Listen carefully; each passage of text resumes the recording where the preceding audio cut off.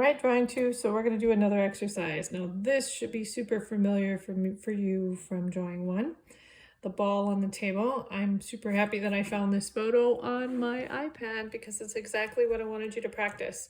So when we draw something familiar, it's really natural for us to want to fill in dark parts, but now we're drawing with white, so you have to keep a focus on that. So on the same piece of paper, I'm going to start with the same basic steps we would have before, a super light sketch of the ball, and I'm looking at, here's the highlight, middle value through here, shadow on the ball, and then I see a cast shadow and a balance point shadow all coming out.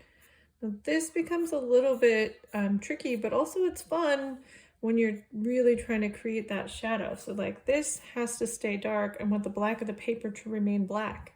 And here, where I want the light to show up, I actually need to fill in.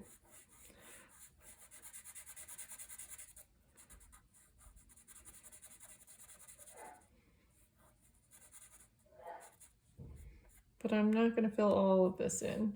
Now on the outside, this is my darkest shadow, my balance point shadow down here. There should be a little reflected light, so I'm going to put a little light in there.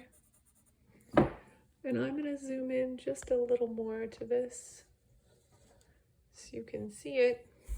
Reflected light, and then outside of the shadow, I'm going to add white because the paper is lighter here and I want that balance point shadow to pop out. Now as I creep around the top, I have to fade out. So I'm going to take my finger and kind of smear the inside of this ball a little and soften the values. I'm going to do a little bit of the same thing out here. And then in the front of the ball, right down here, I have a little bit of a spot of conflict. It's light,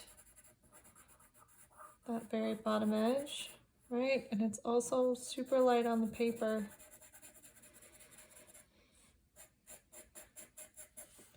Now this is going to remain dark. That's my balance point shadow. I want this edge to stay sharp.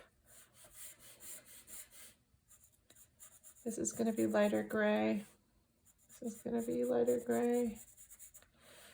And I'm going to see what I can do to make this work. Light.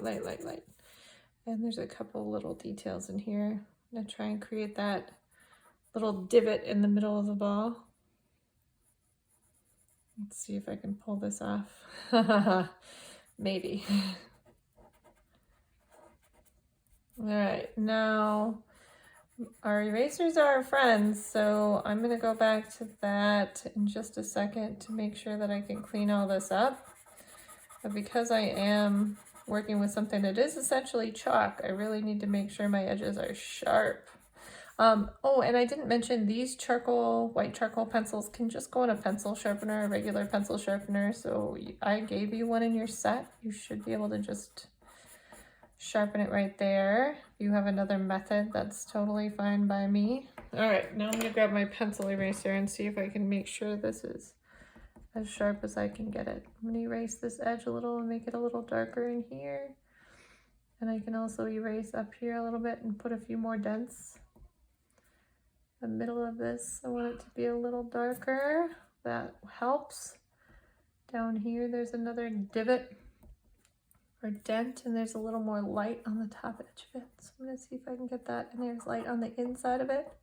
If I can do that. The bottom of this should be a little lighter.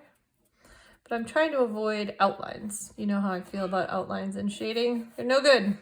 Kind of wrecks it. So I want to have clarity without the outlines. So really important on this edge, I need to make sure things are clearly different between the shadow on the ball and the cast shadow. And because this drawing is so small, this is a little tricky. And then my balance point shadow needs to be super dark and sharp. I can't get it to be as clear and sharp as I want it to. Remember, you can always use a post-it note and erase against a post-it note to sharpen an edge. If you really want to flatten things out, you can do that. But there's the second exercise that I want you to complete. I am going to send you a picture of this, or this will be available for you to practice.